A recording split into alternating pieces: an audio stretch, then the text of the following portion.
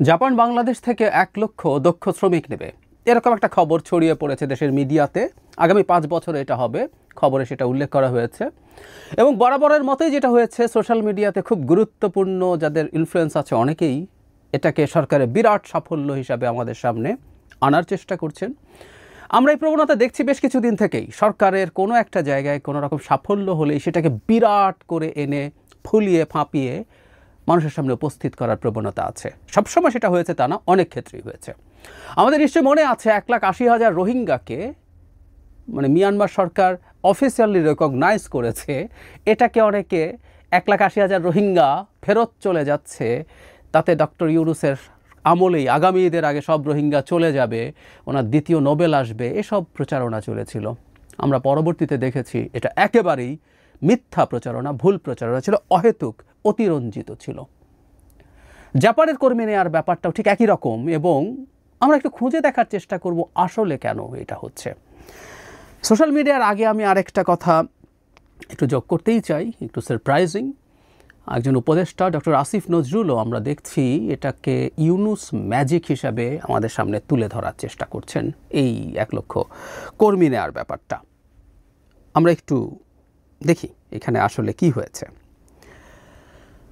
এখানে একটা সমঝোতার স্মারক হয়েছে Bangladesh bureau of manpower employees and training, BMET, এবং ওদের একটা আছে কাইকম ড্রিম স্ট্রিট, এদের মধ্যে দ্বিতীয়টা জাপানের সাথে, এরকম করে কয়েকটা এজেন্সির মধ্যে চুক্তি হয়েছে।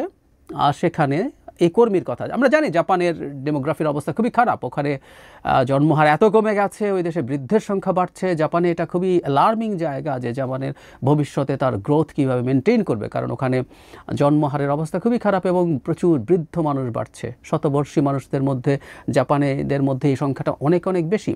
সো তারা কর্মী নেবেন, এটা হওয়ারই কথা। কিন্তু এই জায়গাতে এই রিপোর্টেই আমরা যদি বলি সেটা এরকম, ওয়াতামি গ্রুপের প্রেসিডেন্ট মিকি ওয়াতানাবে জানান, বাংলাদেশে তাদের প্রতিষ্ঠিত একটি স্কুল প্রতি বছর ১৫০০ শিক্ষার্থীকে প্রশিক্ষণ দেয় এবং তারা এই সংখ্যা ৩,০০০-এ উন্নীত করার পরিকল্পনা করেছে। বাংলাদেশে কারিগরি শিক্ষা গ্রহণকারীরা জাপানে চাকরি বাজারে প্রবেশ করতে পারবে। তার মানে অলরেডি জাপানের একটা প্রতিষ্ঠান, এখন না, এটা আরও আগে থেকেই, শেখ হাসিনার আমল থেকেই তারা এখানে একটা ট্রেনিং সেন্টার খুলেছে, কারণ জাপানের যে স্কিলগুলো প্রয়োজন তারা এখানকার লোকজনকে সেই ট্রেনিং দেয়। অলরেডি ১৫০০ করে দিচ্ছে, এটা বাড়াবেন বলছেন। তো এই প্রসেসটা তো ছিল, এটা কোনো নতুন কিছু না। আচ্ছা, আমরা যদি সার্চ করতে যাই আরও মজার তথ্য আমাদের সামনে এসে হাজির হবে। সেটা হচ্ছে ২০১৯ সালের রিপোর্ট, বাংলাদেশ থেকে দক্ষ কর্মী নেবে জাপান। একই রকম এখন যেটা ১ লক্ষের কথা বলা হচ্ছে, আমি পড়ি। জাপানের বিভিন্ন খাতে বাংলাদেশের দক্ষ কর্মী নিয়োগের জন্য একটি সহযোগিতার স্মারক স্বাক্ষর করেছে ২ দেশ। ফলে বিনা খরচে জাপান যাওয়ার সুযোগ পাবেন বাংলাদেশের কর্মীরা। জাপানের টোকিওতে দেশটির বিচার বিষয়ক মন্ত্রণালয়, পররাষ্ট্র এগুলো মিলে বাংলাদেশের সাথে এই চুক্তি হয়েছে, এবং এই সময় আমাদেরকে জানানো হয়েছে এগুলো হবে। তারপরে এখানে একই রকম যে তথ্য আছে, ২০১৭ সালে ইন্টারন্যাশনাল ম্যানপাওয়ার ডেভেলপমেন্ট অর্গানাইজেশন জাপানের সাথে প্রবাসী কল্যাণ ও বৈদেশিক কর্মসংস্থান মন্ত্রণালয়ের স্বাক্ষরিত একটি সমঝোতা স্মারকের আওতায় সরকারিভাবে বর্তমানে কারিগরি শিক্ষানবিশ হিসাবে কর্মী পাঠানো হচ্ছে সে দেশে। তবে অনেকদিন ধরেই জাপানের কর্মী আমদানির তালিকায় প্রবেশের চেষ্টা করছে সরকার।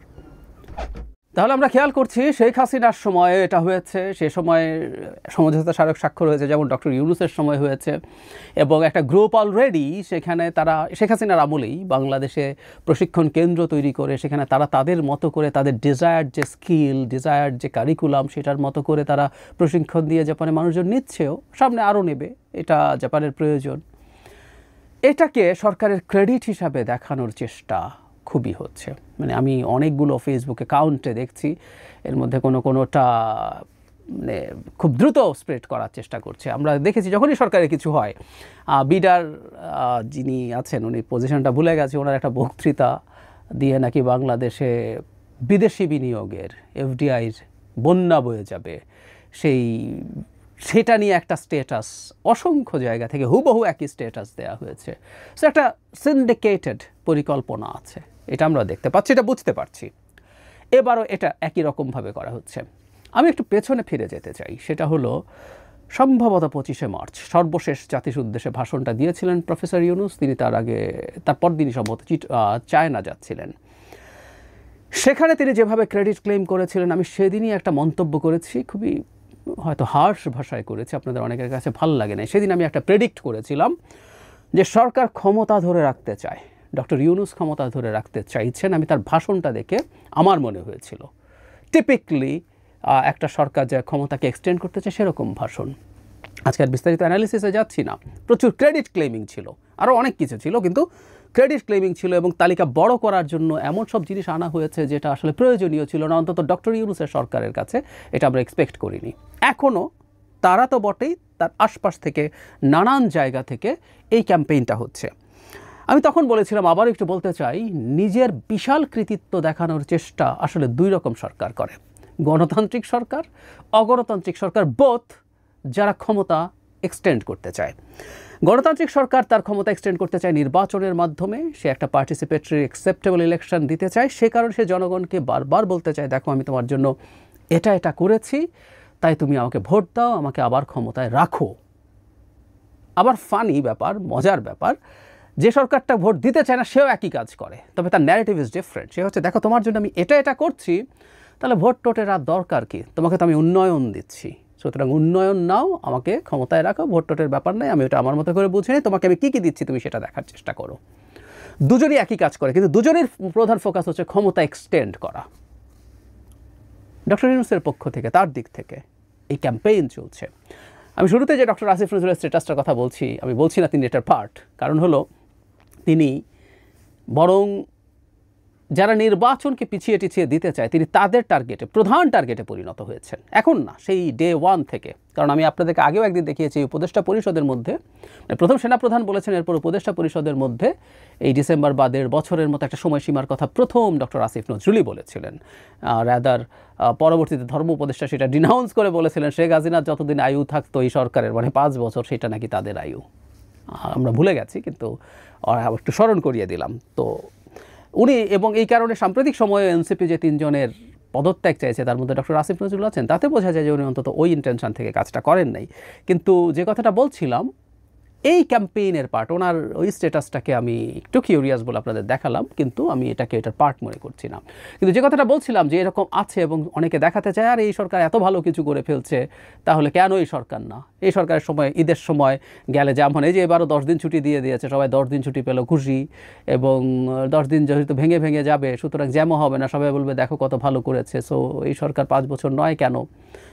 রমজানের জিনিসপত্রের দাম খানিকটা কম ছিল, একই আলাপ ক্রমাগত হয়েছে, লোডশেডিং কম হয়েছে, একই আলাপ, খুব ভালো। কিন্তু এই যে গ্যাসের জন্য, মানে গাড়ির গ্যাসের জন্য যে কি ভোগান্তি হচ্ছে, আমি প্রাইভেট কারের কথা বলছি না, সিএনজি স্কুটারের কথা বলছি, নিজে প্রচুর ওই বাহনটাতে চলি, আমাকে দুঃখের কথা অনেকে বলেন, 3 ঘন্টা 4 ঘন্টা সিরিয়াল দিয়ে বসে থাকতে হয়।